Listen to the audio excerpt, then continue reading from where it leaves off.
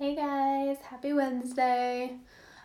Sorry, I had very long day today. It's the only time I could fit a shower in, so I'm freshly showered with wet hair. But it is what it is. So I hope you guys are having a really good Wednesday. And wow, this is just not the day. My glasses are reflecting the light and I have freshly showered face, so just bear with me. I am so happy that you guys are here. Thank you for taking your Wednesdays to hang out and ask questions. You guys can always ask questions whenever you want to, on whatever you want, and we'll spend the next hour going over them. Hey Katie, making vitamin B cookies as we speak. First time. How many should we be eating a day? Whatever you prefer, whatever fits into your macros or whatever your calorie goals are, or if you're just eating, going by your hunger signals, which I always recommend starting with, then just eating one or two, depending on how big you make them, right? So if you're making them really small, 2 or 3, but if you're making them really big, one or two. So really what you feel like. I know that some women, when they tie them in, they crave them so much and they just want to use them for all their snacks, which I think is totally fine. It's just kind of whatever your body needs. Do you recommend any brand of vitamin D drops? My vitamin D levels are so low. Sorry, I gotta let the dog out of the room. He changed his mind.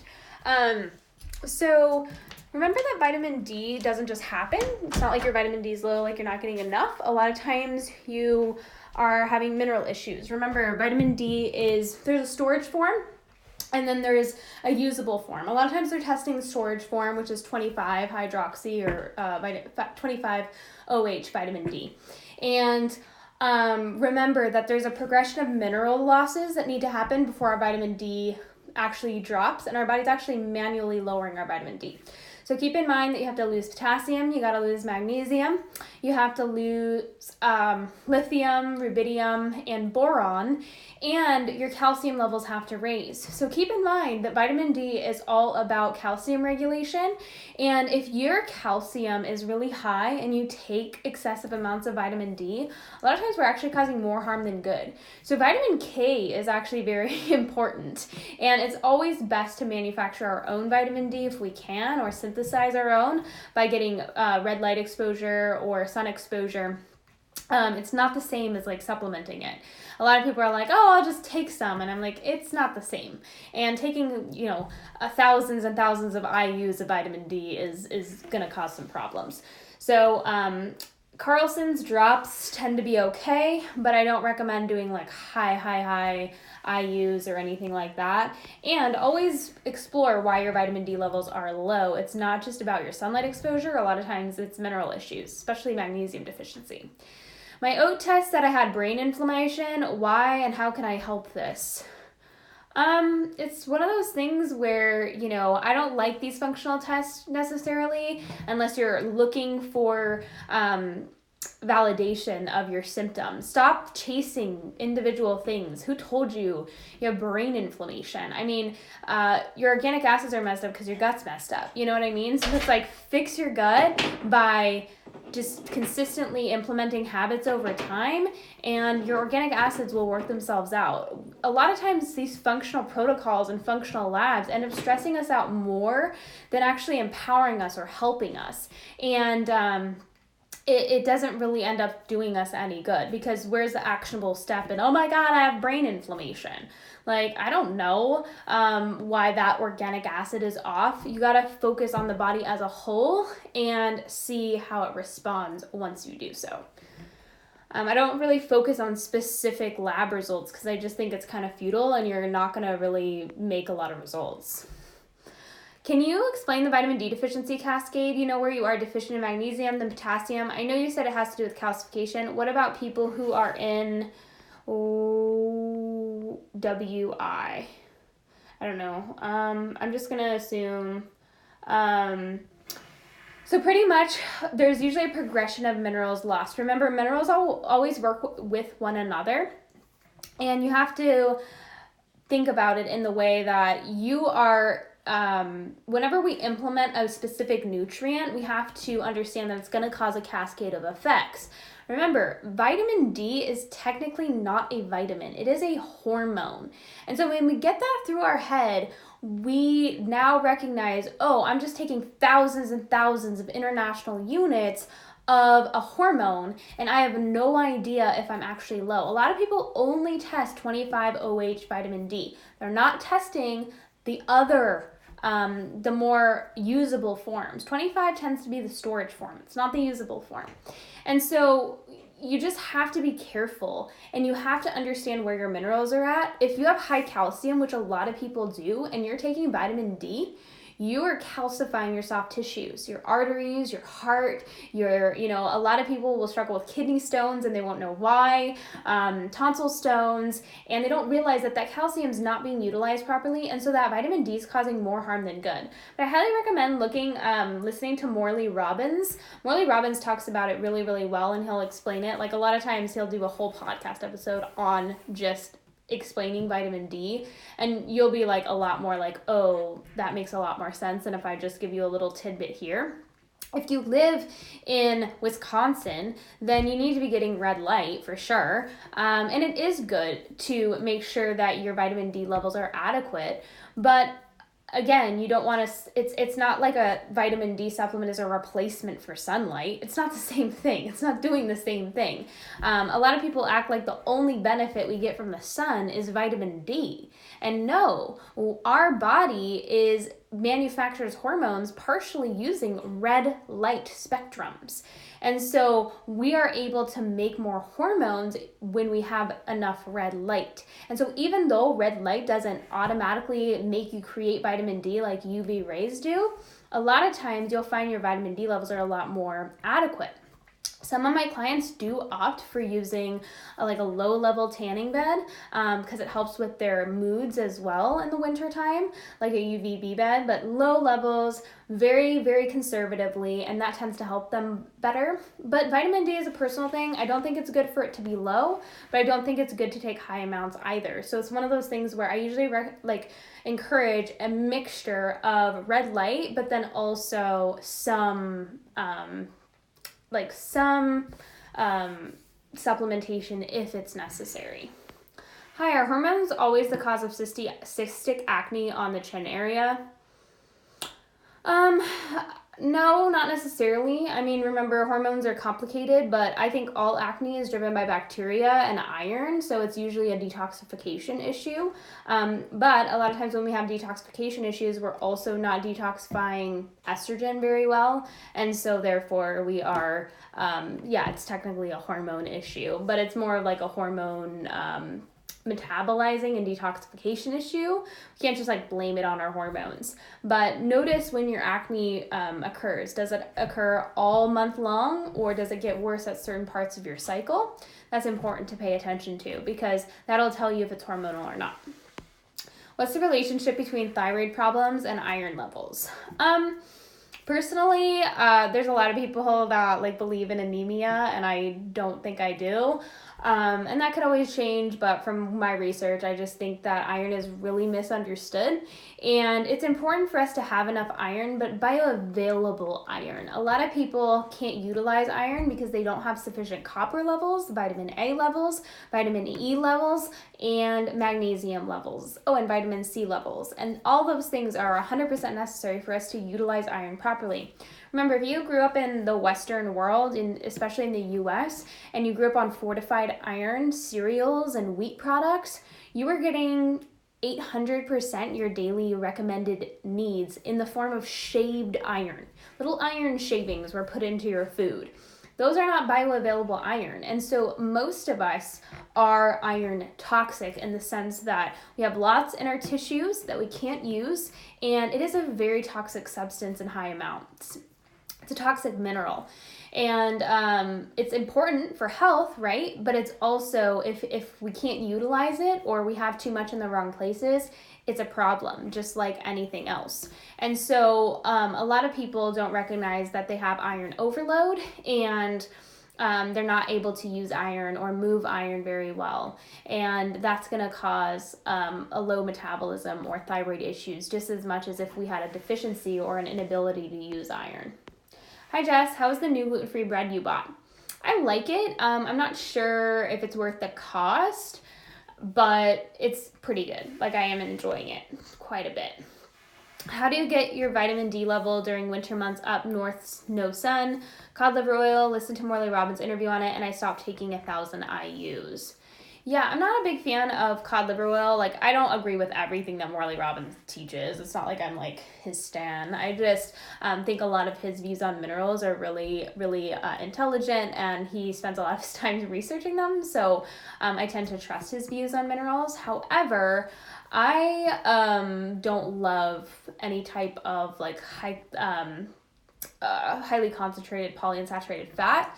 Now, I know that cod liver oil is less polyunsaturated than like regular fish oil, but I still don't like it. So, but this is why I like dairy products. I think dairy products are a great source of vitamin D. This is why I do recommend red light therapy. And I think a small amount of vitamin D, if you truly know you're low, is not going to be a make or break situation. But again, it's not the same as getting it from sunlight sources. And this is why I highly encourage people to figure out how to get light into their life. Whether if you're living in a cold northern place, then you need to figure out a light situation quick and make sure you're exposing yourself to those red light rays every day. How much water should one drink a day? How much is too much water? When you're drinking, if you're not thirsty, then you're drinking too much water. If you pee more than 4 times a day, you are either have high adrenaline, blood sugar issues, or you're drinking too much water. You don't want to be peeing out your minerals. That's not a good idea. So really, you have a built-in signal that tells you when you should drink water, and that is called thirst. Hi Jessica, can we do the carrot raw salad twice a day, and how to know if it's working? Yeah, you totally can. Some people do need it twice a day. Really, you'll just have better bowel movements. You'll feel less bloated overall. You might digest dairy a little better. Like, you just might feel overall like your digestion is really improving over time. And it might not be like instantaneous, but you'll see a lot of improvements over time. Some people can't even handle a full raw carrot salad though, just as a warning. So it is pretty potent. And some people get really bad like gurgling or bloating or die-off symptoms when they just have 1 carrot salad a day. So if that's you, you don't want to be doing 2 a day until you've kind of worked up to it. Do you recommend using activated charcoal for gut detox for a few days? I don't recommend using it as a gut detox. I recommend having it on hand as a tool.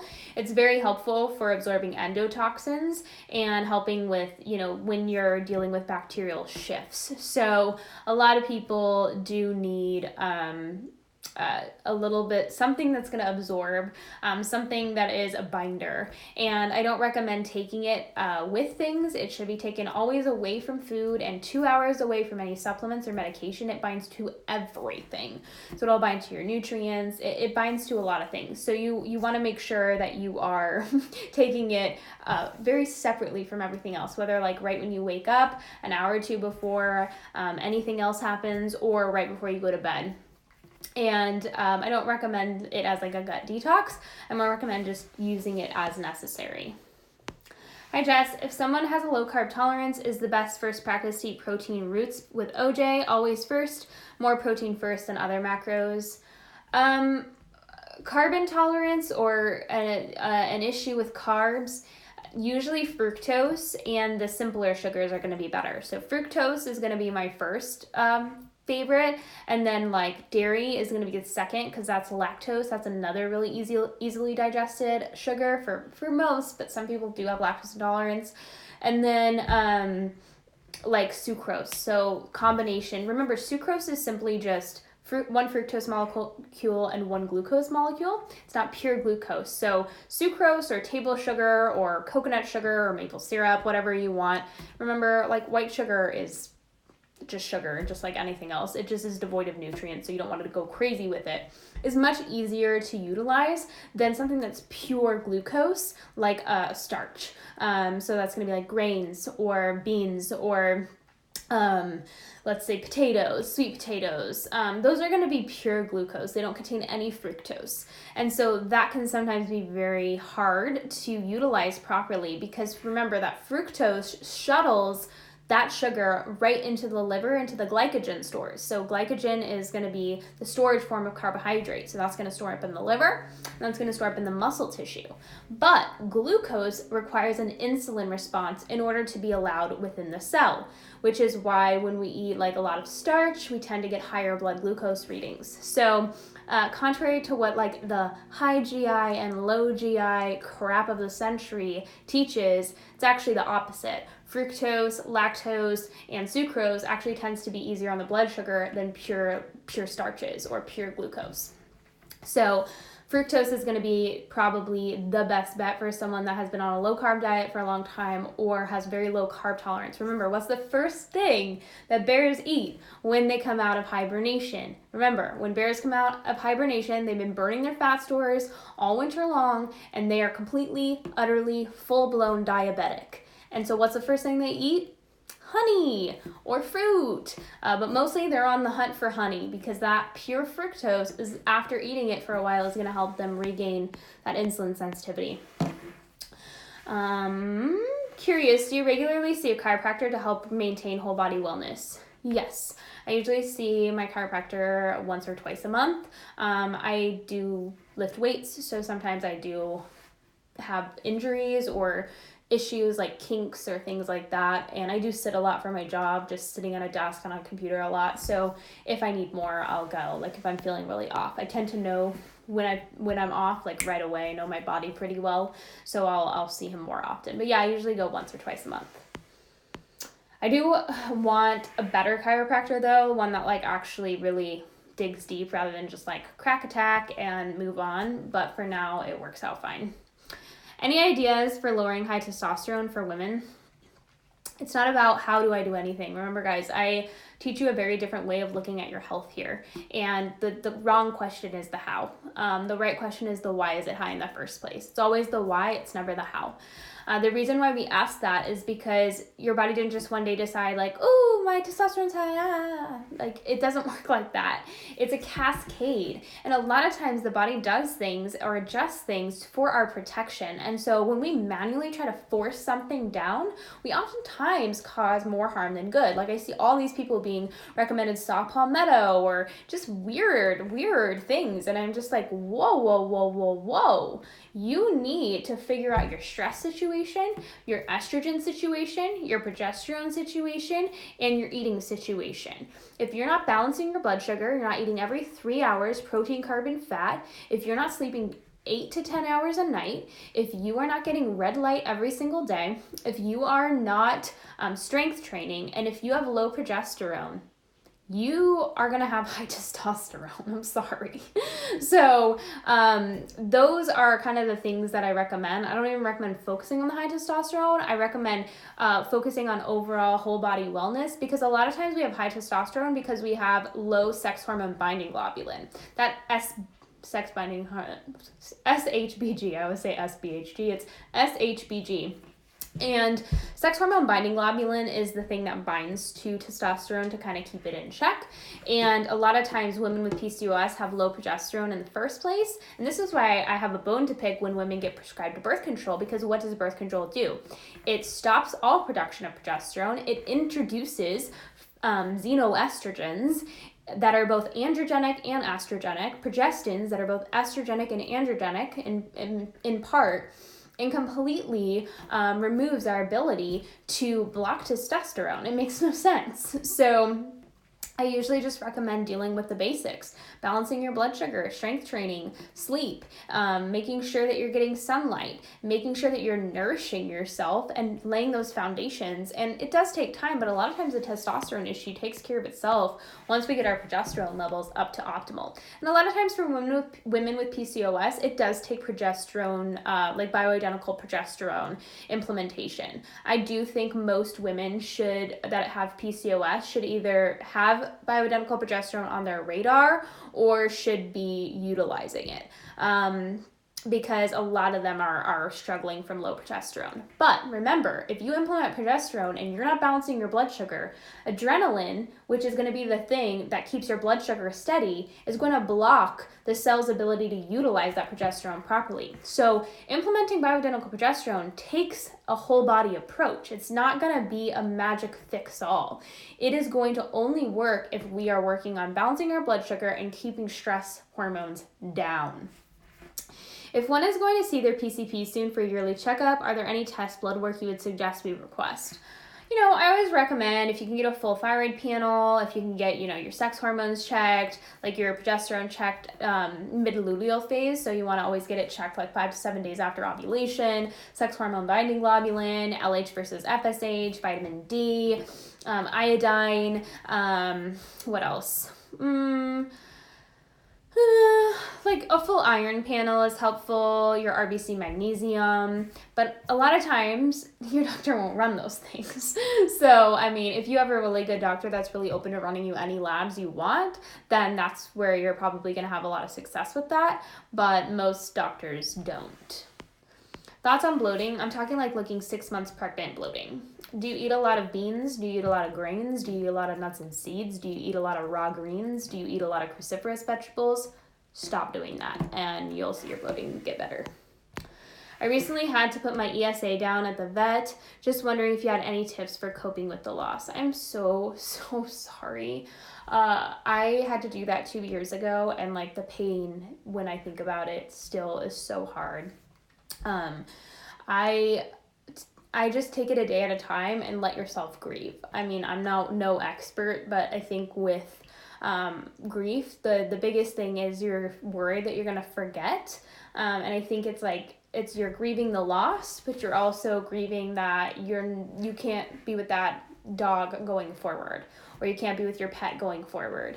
And so it's just, that's also very, very difficult. So for me, what helped was I, wrote a bunch of things that I remembered so that I wouldn't forget them. And if I wanted to go back and reference it, I could, and very specific things, not just like, oh my gosh, this, but specific things that were a part of my life.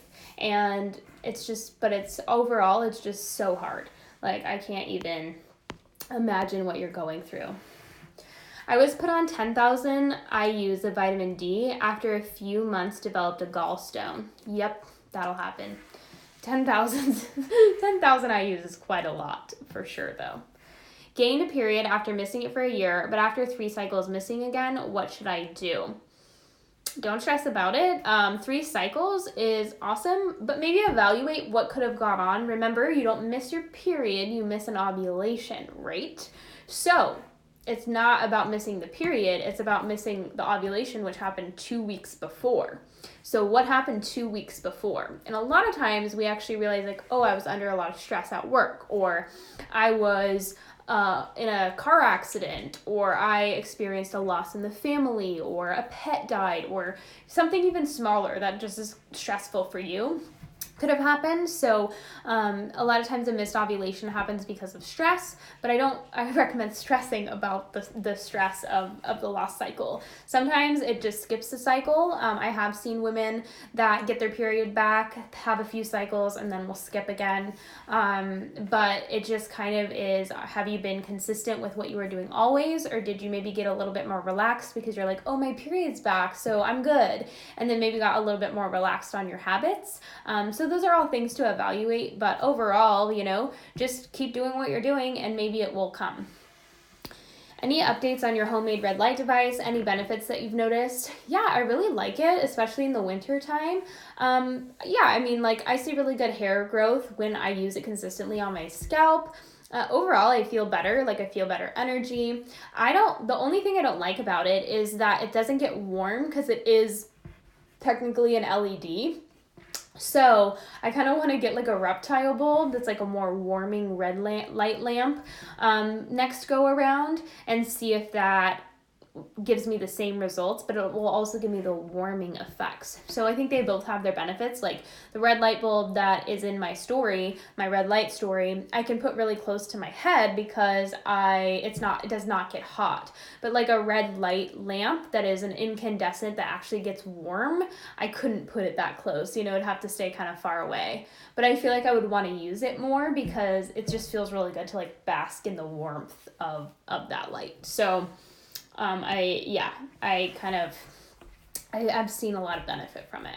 Thoughts on a probiotic supplement for gut issues and IBS? It just kind of depends. It's not going to, fix everything magically. There's a lot more issues going on with IBS and gut issues. A lot of times it's just a slow transit time from not eating enough, not eating frequently enough, eating the wrong things. And so I really do like a spore-based probiotic, like Just Thrive's probiotic. It does help you synthesize more vitamin K. It does help you make a lot of antioxidants in the gut, and it can help with endotoxin if you take it for 60 days consistently. But at the same time, don't expect it to fix everything because it does take a lot more gut shifts than just implementing a probiotic to see changes in like things like IBS. I noticed that since I've increased my carb sugar intake, I've had trouble sleeping. Any thoughts as to why that could be? Wasn't having issues with sleep prior. It could be because you did it too quickly, or maybe it's the wrong types, or you have an overgrowth of gut issues. A lot of times when we have gut issues and we eat too many, I don't want to say too many carbs and sugar, but we implement carbs and sugar, we can see the shifts happen in our gut bacteria, and it's keeping us awake. Another thing that could be is just you're doing too much too fast. So if you were on a previously a low carb diet, whether intentionally or unintentionally, and you just upped your carb intake all of a sudden to, like 100 grams or so, it's going to affect you for sure. So you kind of have to evaluate. I don't know enough. Pretty much what I'm saying is I don't know enough to tell you why that's happening. It could also be a very, very high need for magnesium. So remember, we need magnesium to process carbohydrates and sugar properly. And so many of us, or all of us really, are magnesium deficient. And so it's important to make sure that we're not magnesium deficient or we're taking magnesium. That might be an issue as well. But if you did it too fast, too hard, then maybe scale back a little. But yeah, I don't know enough to know exactly why that's happening. How to help rid the body of that excess iron? Not really stressed about like that excess iron. It's just more utilizing and implementing nutrients that are going to help you utilize iron better and move iron better. Remember, the primary detoxifiers of iron are going to be the kidneys and the liver, and so you want to make sure that those organs are functioning optimally. And then you're not eating any iron fortified foods. This is why modern convenience products tend to be so toxic. I find that most of them are fortified with iron as well as just filled with crap. But really lower your intake of it, just meaning don't get it from any unnatural sources, and then making sure you're getting enough vitamin C. So orange juice, that's why I love orange juice. That's why I implement orange juice with everyone, because orange juice is kind of like the king for both gut inflammation and for helping you utilize iron better. Making sure you have plenty of magnesium, you're getting plenty of magnesium into your diet, on your skin, whatever form you want to use for delivery. I'm trying to think of what else. Grass-fed beef liver is so helpful. Vitamin E is so helpful. But mostly it's going to be magnesium, and just overall working on your metabolism, making sure you're eating frequently, making sure you're eating enough, making sure you're eating the right things, making sure that your bowels are moving quickly, making sure you're detoxifying efficiently just by getting enough magnesium and B vitamins. So overall, not really worrying about the iron as much as you're just worrying about supporting your overall health so that your body can move iron as it pleases. Along with my gut issues over the last year, I've eaten a lot of carrots, sweet potatoes, squash. I have an orange color on skin on my face and palms and feet. Should I be concerned? Yes, you should be concerned. And the biggest fix to that is don't eat as much orange stuff. So instead of sweet potatoes, do potatoes. If you do raw carrots, making sure you're rinsing them off, or maybe trying colored carrots. A lot of times what happens is people that eat too much beta carotene and can't convert it to retinol or vitamin A will start to turn orange. A lot of people who have hypothyroidism, whether that's full-blown on a test or just cellularly, are going to have this problem. You don't want to be turning orange, though. It usually just shows that we are eating a little bit too much. And I know, Gina, that you come from like a low carb past, so that is pretty likely that you have a slower metabolism, slower thyroid function, and might not be converting that as well. And I would focus more on animal retinol from like something like liver. How long do you think it takes for the Just Thrive prebiotics to regulate digestion? Usually you start to see changes after about 60 days, but I find that when you actually utilize it with a raw carrot salad every day, usually the changes happen a little bit quicker. But if that really doesn't shift digestion and you really aren't eating like too many fibrous anti-nutrients, then there could be something else going on. But usually like give it a good 60 days. Your thoughts on tanning beds versus self-tanners? Self-tanners are so toxic, you guys. It's crazy. Like, the funniest thing is there's so much fear-mongering regarding tanning beds, yet there's not one study that proves that tanning beds cause cancer. However, there are plenty of studies that show that the active ingredient DHA in self-tanners does cause cancer. It's ridiculous to me. You know how rank self-tanner smells? There's a reason why. But, that's not a judgment. I used to be a self-tanner fiend, and I no longer use it, obviously. But I haven't had a tanning bed pass in a couple of months because I tend to I just get lazy, and sometimes I won't use it, and so I don't want to be paying for it. But I will use a tanning bed like once or twice a week on a really low level. Like I'll use their lowest level bed for the lowest amount of time, and it makes me feel better, honestly. Just overall, like gut-wise, digestion-wise, energy-wise, mood-wise, like everything. So I personally have like a bias because I like tanning beds. But of course, you have to take everything into account. Remember that, the aging of the skin is going to happen if you have high polyunsaturated fats or free fatty acids. So remember, those are going to interact negatively with the sun. If you're someone that is under a lot of stress, you're not willing to change your diet, you don't eat frequently, and you're, got a lot of adrenaline going to release those free fatty acids, I probably wouldn't even go near a tanning bed, because if you have a ton of free fatty acids going around and you're baking in the sun, that's just going to be like, or if you use a lot of polyunsaturated fats with your skincare, that's going to also interact negatively with UV rays. So you kind of have to use it wisely and think about those things. Why do my hands turn orange from orange veggies? Good question. I kind of already answered that, and that's pretty much usually like a cellular hypothyroidism or a full-blown hypothyroidism. Why do you drink juice when you eat potatoes? Because potatoes or any starchy food is pure glucose, and pure glucose requires a very, very massive insulin response in order to get into the cells. Remember, insulin is a hormone secreted by the pancreas that kind of acts like a key that allows sugar into the cell, and then the cell will utilize that sugar as energy. When you have PCOS, like I do, or you have issues with your metabolism, like most people do, you're not going to be as responsive to insulin as you want to be. You want to need the least amount of insulin to get that glucose into the cell. You want to be very sensitive to it. Most people, unfortunately, are not. Inflammation makes us less insulin sensitive. High estrogen makes us more insulin sensitive. Low progesterone makes us less insulin sensitive. Progesterone makes us less insulin sensitive. So we got to make sure that if we're struggling with hormonal issues, we are doing everything we can to allow our body to become a little bit more responsive to insulin, so it needs less of a response. And fructose, funny fact, is it doesn't require any insulin response. It goes directly to the liver and the muscles to be stored as glycogen, which is carbohydrates saved for later. So if you want to learn more, I have a whole highlight story called Fructose that explains that a little bit more. Every time I take a sea salt detox bath, I get a headache for 2 days. Your thoughts? I appreciate you. Okay, that means things are mobilizing and moving. I would recommend doing some activated charcoal. before you take that bath and maybe even after you take that bath. If you continue to get that headache, then it might just be too much for you, honestly, and you need to do a little bit more internal work before you do such a harsh detox.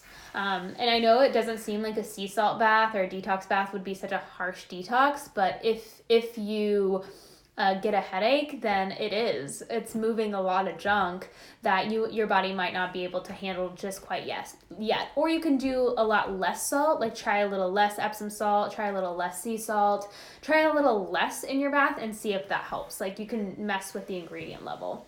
Is it worthwhile to incorporate your dietary recommendations like OJ, produce, and FN recipes if we can't afford organic at the moment?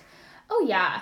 I think it's really important to understand that, even though organic is better, it's, even if we can't do organic, it's one of those things where we are going to benefit from the individual nutrients in those foods. However, sometimes if you truly can't access high quality stuff and you're not reacting to the lower quality stuff, then just do the best you can. But like OJ, for sure. Just make sure you're getting a brand that doesn't use pulp dissolvers. That's going to be the biggest problem. And then when it comes to like dairy, I personally, I do organic milk or raw milk. Just kind of depends on the day. But I don't always do like organic cottage cheese or organic cream cheese or organic things like that. Yogurts. I don't do a lot of yogurt, but pretty much using that as an example, or organic cheeses. Like I'm not always like using the most organic, because sometimes the problem is like you're looking for something that's high quality, but the high quality stuff has all these extra additives. Like it's so hard to find an organic cottage cheese that doesn't have so much junk in it, like a bunch of gums and carrageenan and all this junk. And I'm like, the Daisy cottage cheese just has 4 ingredients, and it's like salt, dairy, and like enzymes, and that's it. So I always opt for the Daisy cottage cheese. So, I'm not really, I try to do as much high quality as I can, but if it's high quality versus a bunch of crappy additives, I actually tend to avoid the additives because I tend to digest it better and not get as much inflammation from it. So that's just my 2 cents. But yeah, totally. Do the best you can, but don't stress about it. What do you use for red light? Is that the reptile lights you have mentioned before? I've been using the light bulb that I bought on Amazon that I show you guys in my red light therapy story highlight. But if I was to do it again, or once my bulb goes out, I'll probably buy like a red light warming light. I found the bulb. It's just like a regular incandescent red light warming bulb, made for like chicken coops and reptiles that you can get at like Home Depot or Lowe's for literally like $10. So, and then you just need a clamp light to go with it. But you can go to any of your local hardware stores. Specifically, I found one at Lowe's and Home Depot, and just say like, hey, I need a red light warming bulb, and then I need a clamp light to hold it, and they'll show you where you need to go. That's the nice thing about those places, is they know where everything is. I know nothing. You've recommended using a reptile light for red light therapy. Is that an infrared light? Yeah, it's like an infrared warming light. The only thing that you have to be careful about is it does get hot. So, I mean, with the way the internet is nowadays, like someone's going to burn themselves and be like, Jessica Ash told me to do this and I burnt myself. So just be careful. It's hot. If they do get really hot, they're meant to like warm up a chicken coop or a reptile. So just be careful. But overall, yeah, like an infrared warming light works just fine. Have you seen high calcium on HTMA with women dealing with PCOS, uterine polyps? Trying to find a provider here in Canada. Yeah, most women with PCOS, I think actually every woman I've tested with PCOS has high calcium. Yeah, every single one. I can't think of one woman with PCOS that had low calcium. Because calcium slows down the metabolism, right? And women who have PCOS are having a very hard time utilizing sugar. But yeah, a lot of them have magnesium deficiency as well. Do you make chocolate milk? What's your chocolate brand preference for it? When I make chocolate milk, I usually will use like a cocoa powder and either sugar or maple syrup and collagen. So I don't use like a chocolate syrup type deal. I haven't been able to find a good chocolate syrup. Can you please show how big the vitamin D cookies are that you make so I have a reference? Thanks. I think like the balls I make, like when I actually put the dough on the cookie sheet, are probably like the amount like that my thumb and finger will touch, and the cookies are usually like pretty big. I don't make my cookies small. The first time I made them though, they kind of like turned out a lot more firm, so they only were like this big. But the second time was like, they kind of like melted out. Oh gosh, I hate my nails, you guys. I'll just like real talk for a second. I went and got my nails done really quick, and the bottle of the nail polish that I bought looked like peach, like a peachy color, like a corally peachy color, not fluorescent. And it turns out to be like a fluorescent Halloween orange. And I haven't had a time to remove it yet. I can't. I'm looking at it right now. I'm like, I can't handle it. It's so hideous. Thoughts of face twitching. Most likely magnesium. A lot of times any type of muscle twitching is going to be like a magnesium issue. But sometimes it does have to do with potassium. Is it true that vitamin E counteracts the effects of PUFAs? Yes, it helps with like free fatty acids that are polyunsaturated. It does help with the inflammation, and it does protect the liver, which is why I like to implement it. It really does help with hormones too. Like if anyone's struggling with hormones, vitamin E tends to be very, very helpful. In your experience, what are some reasons that someone stops producing digestive enzymes? Usually that's going to be stress. Some people do have pancreatic damage from like Accutane. Accutane causes the pancreas a lot of damage. So like any type of synthetic retinols are going to do that. But yeah, a lot of times it's going to be pancreas issues, or it could be a deficiency in bicarbonate. That is a part of a mineral that we need, or a substance that we need to have adequate pancreatic function. But most of our digestive enzymes are made by the pancreas. So it's going to be a pancreatic issue, but it can also just be a gut issue or a stress issue. You know, remember, the pancreas is technically an endocrine gland, a hormone gland, and so it interacts just like any of the other hormone glands. And I think it's really underrated. Like a lot of people are just so focused on insulin that they're not focused on like the pancreas as a whole. But that's going to usually be the biggest. But a lot of times it's just stress. Like women are not eating enough, or they're just like a go, go, go type person. Like they're always doing things. They can't stop doing things. And it's like, or they're always saying yes to everybody and never taking any time for themselves. Or they feel like they have to do, especially for their children. Like I see this a lot where like all of the have tos are making them crazy. And I'm like, you don't have to do anything to be a good mom, you know. You're a mom, which makes you a good mom in and of itself. So, but yeah, I would say usually it's going to be stress, digestive issues, or actually issues with the pancreas itself. Eating carb, protein, fat every 3 hours. What is the general basic caloric intake at each of those meals? Just kind of depends on the person and how your activity level is. But I usually recommend, like for my clients, when I'm actually starting to figure out their macronutrient goals, so I have a really cascade of how I work with people. I don't just like start working with them and all of a sudden I'm just like, here's your macronutrients, here's all your calories you need to be eating, bye. It's more like, where are you starting? And so usually the steps are like, let's just get eating carb, protein, fat every 3 hours and start feeling a little better and nourishing our body and getting stress down. And then let's actually, once we feel really confident and comfortable doing that, let us count and track our macros for 3 days and just track what we're eating. Usually what I do is I recommend taking a picture of each of the meals that you eat throughout the day, and then in the evening when you're laying in bed or something like that, calculate your macros. So input them into MyFitnessPal. Do that for 3 days straight. So you're like, I had about a cup of this or whatever.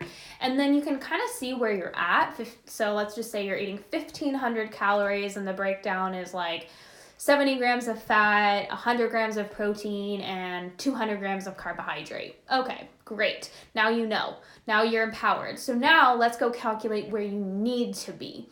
And I usually use an online calculator called xrx.net, and they have a caloric requirement calculator. That really helps because you get to input your height, your weight, and get your BMR, but you also are inputting how active you are, which is very helpful in figuring out your BMR, which is your basal metabolic rate, right? Your base metabolic rate. What do you need to just lay there like a vegetable, not move or think or anything, just to function? And a lot of times women are not even eating that much. But on top of that, they have extra activity, which is utilizing more energy. And so the goal is now to work them up to a maintenance level of calories, slowly in about 150 calorie increments. And so the reason why I answered such a short question with such a long-winded answer is because it just totally depends on the person. Usually it's going to be a breakdown of anywhere from like 200 to 500 calories per meal or snack, just depending on somebody's intake for the day. You know, some women need to be eating like around 25 to 2600 calories a day. That's going to look like every meal and snack is going to be around like 500 to 600 calories. But a lot of women aren't quite there yet. It's always great to feel like you're there, but not quite there yet. But that's how I usually recommend you figure it out. Any type of magnesium wakes me in the middle of the night to have a BM. During the day, it makes me nauseous. Why can't I seem to tolerate it? Because it does increase detoxification, and so I usually recommend starting very, very small for people like that. Some people cannot handle it. So like 1 or 2 sprays of magnesium on the skin, or Epsom salt foot baths before you go to bed. Try that and see if that makes you feel better. You might not be able to utilize internal magnesium until you've gotten a little bit of stuff moving. So after being vegan, I started changing my diet to a Ray Peat inspired one. I realized the dairy breaks me out though because I stopped eating it for 2 days and my face is clear again. What do I do to try again? Well, what types of dairy were you eating? Did you increase it slowly to gain tolerance to it? You know, doing like 1 teaspoon or tablespoon a day? Were you using like a bunch of cheese, or was it actually milk? Now, what brand were you using? Did you mix it up? Did you try different brands? Maybe try ultra pasteurized. Some people can't handle the bacteria in the milk when they have really bad gut issues. I remember you mentioning in the past that you have Hashimoto's. And so, yeah, you can assume that you have bad gut issues and bad bacteria issues. And so that should kind of be an assumption. And so I love the raw carrot salad for that, or even twice a day. The raw carrot salad can really help us clear bacteria from our small intestine, which is what we want. Our small intestine should be as sterile as possible. And I would slowly implement dairy. And I mean milk when I say dairy, not like yogurt or something like that. Milk over time. If you truly can't handle it, usually Parmesan cheese tends to be tolerated pretty well. So like a pure Parmesan cheese that you get from the block, not like some pre-grated crap. I lost summer my hair with the symptoms. How can I get a MAC curate? I'm not really sure what that means. I feel like I need a translator. I think that is a lot of typos, but I'm not really sure what that means. I lost summer my hair with the symptoms. How can I get a MAC curate? Yeah, I don't know. My anatomy and physiology teacher told me that the liver can only hold so much fructose and any excess will get converted to fat. I feel like that's false, but is there such thing as too much fructose in the liver? That's kind of actually a false assumption that has been disproven. And a lot of times it has to do with iron and polyunsaturated fat. So whenever like someone gives you like a blanket statement, a lot of times it has no context, but now we know that there are so many different factors to health. You know, just saying like fructose gets converted to fat is false. It does get converted to fat in certain environments, in really bad environments, but a lot of the studies that prove that were actually done with high fructose corn syrup, which unfortunately is not purely fructose. It actually does have some starch in it, or there is some evidence that it does. So if any studies that were done to allow him to state that fact were done with high fructose corn syrup, they are therefore moot. So science has a lot of caveats, but too much. Too much high fructose corn syrup, a problem. Too much fruit, probably not. But I do think people who have fatty liver sometimes do need to be careful, especially if they are not working hard to lower adrenaline, lower free fatty acids, lower fat intake. You know, people with free fatty liver tend to need to lower their fat intake quite a bit. So there are a lot of caveats to that. But yeah, I mean, there is a certain amount that the liver can store. It can store about 150 grams of glycogen, but it doesn't turn to fat. A lot of times the body will store it in the muscle tissue instead. How can I improve digestion when I see undigested food in a bowel movement from 3 days prior? Sorry for the TMI. Well, what is undigested? If it's undigested, it's not working for you. So usually I recommend anything that's undigested in the stool should be omitted, at least for now, unless it's a carrot, which should come out on the other side undigested. But if your transit time is 3 days, that is your first order of business, getting your transit time much faster. We want maybe about 24 hours or even less than that. So that's the goal. And we want to kind of omit anything. So a lot of times it's going to be raw greens or vegetables that come out in the stool. If that's the case, I usually recommend just getting rid of those foods, because if they're going through your whole digestive tract undigested, they're causing tons of irritation and inflammation anyways. So focusing on easy to digest foods is going to be the name of the game, like stewed meats, bone broth, tropical fruits, mashed up, really well cooked root vegetables, lots of fruits that aren't like super fibrous, and maybe some well cooked greens if they digest well. But yeah, being on a easier to digest diet, it will do a world of difference. Thoughts on liver cleanse tea? It's like a mix of dandelion root, peppermint, schisandra, and licorice. I feel a small pain after I drink the tea where the liver is located. Interesting. Is it like licorice root, or is it like deglycerized licorice? That would be the question. Licorice root can raise blood pressure, whereas deglycerized licorice tends to be okay. But yeah, I mean, I'm not like a huge, like I'm kind of neutral on it. I don't see why it would be too big of an issue. Sorry, I'm just seeing how much time I have. Okay, 10 minutes. Yeah, I don't see a problem with it. I especially like dandelion root, that's for sure. Thank you. When you supplement K2 to lower calcium, would you normally add in magnesium and D at that point, or is the K2 enough in it itself? Magnesium should always be added in. That's like the first mineral. That's the most important thing. But when supplementing K2 to lower calcium, I don't ever recommend adding in vitamin D unless you are severely low and you truly need it. But a lot of times I'm always asking why someone's low and let them kind of make the decision if they want to take vitamin D or not and do their own research. But I think that K2 and magnesium are the most important. I read Hair Like a Fox, was interesting. Thanks for the recommendation. Oh, I'm glad that you guys like it. If you guys want another really good book recommendation, I am really enjoying a book called Once a Month by Dr. Katharina Dalton. It's very similar to Rate P Principles, but she talks about utilizing starch pretty frequently to keep adrenaline down to allow progesterone into the cell. Very interesting. She helped thousands and thousands of women with PMS and low progesterone issues. And she is a huge fan of frequent eating and the usage of progesterone for healing. Have you heard of urticaria? It's like a chronic raised rash, looks like hives. Any insight? What could help it?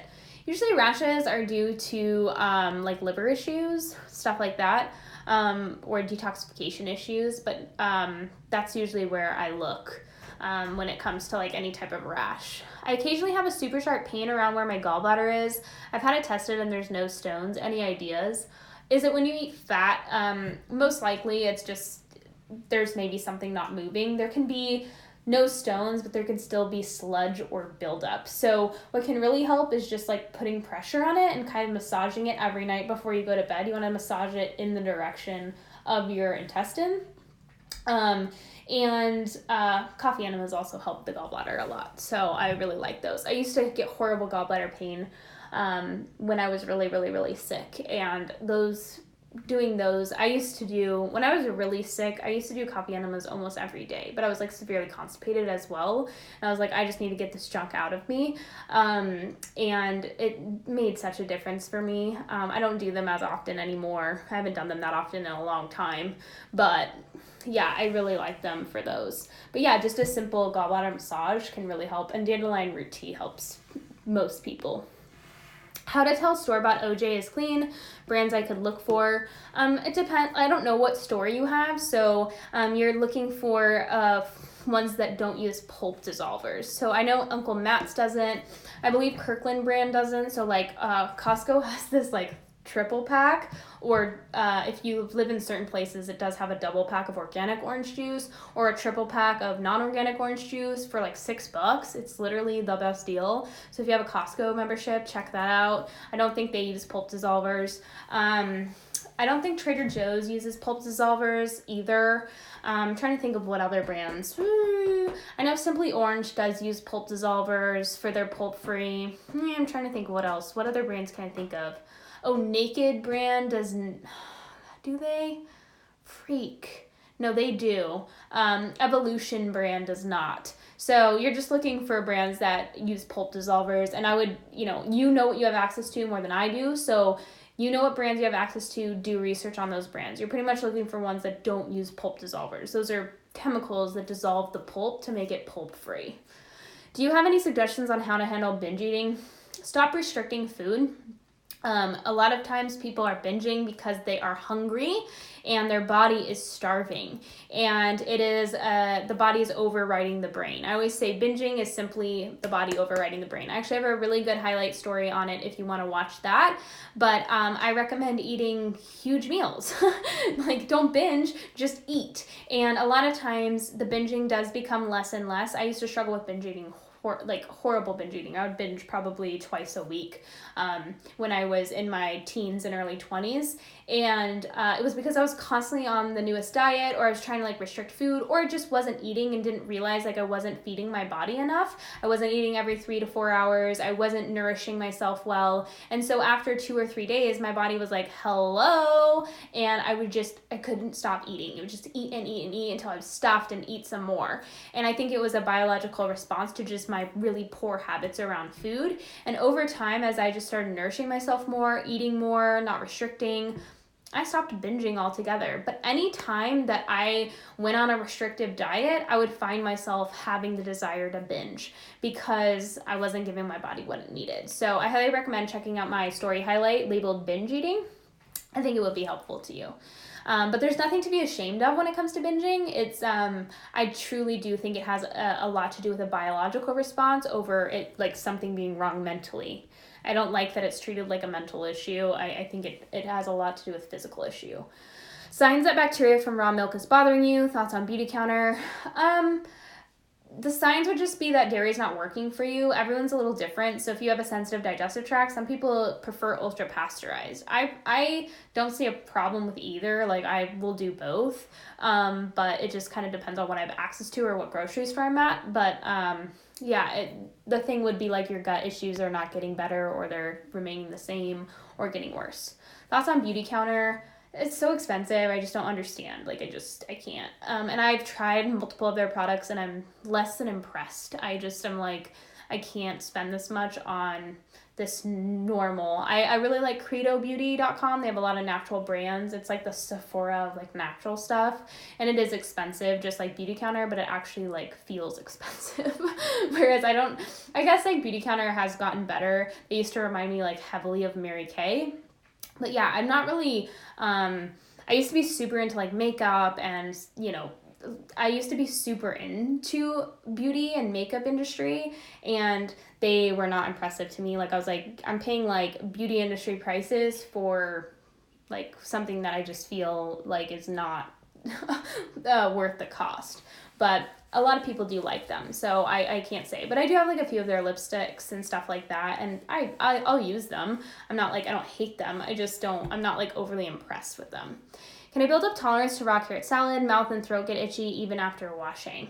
I wonder if like a different color carrot would work better for you. But yeah, it just might not work for you, and that's okay. Like, don't force it. I was eating a bunch of Greek yogurt, Myberg, goat milk, raw Parmigiano, and raw cow's milk, but I did jump straight into it after not eating for 5 years, so that's what you explained makes sense.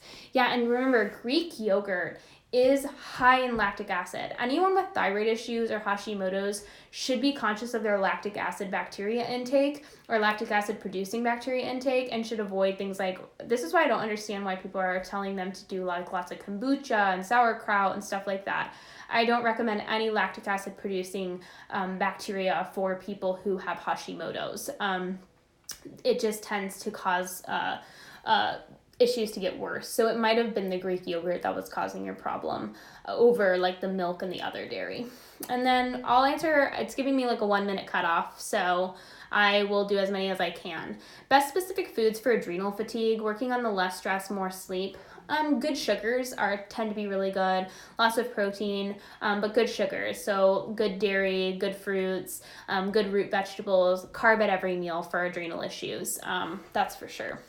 Jojoba oil versus squalene oil. I've loved jojoba for more than a year, but feel like I've kind of plateaued with it. I don't do jojoba anymore just because it tends to be more polyunsaturated, and I don't like to put anything, as I've learned more and more, I just don't like to put anything that's going to interact with the sun poorly on my face. But a lot of people tend to like it. I like squalene oil just because it's saturated. Why is dairy advertised as inflammatory for PCOS? I think it's mostly just, it's like a sick game of telephone. You know, one person says like, dairy's inflammatory, and then people are like, oh my God, dairy's the devil. So make sure you watch my highlight story labeled dairy for more information. All right, I love you guys. Thank you so much for hanging out with me and asking great questions, and I'll see you soon.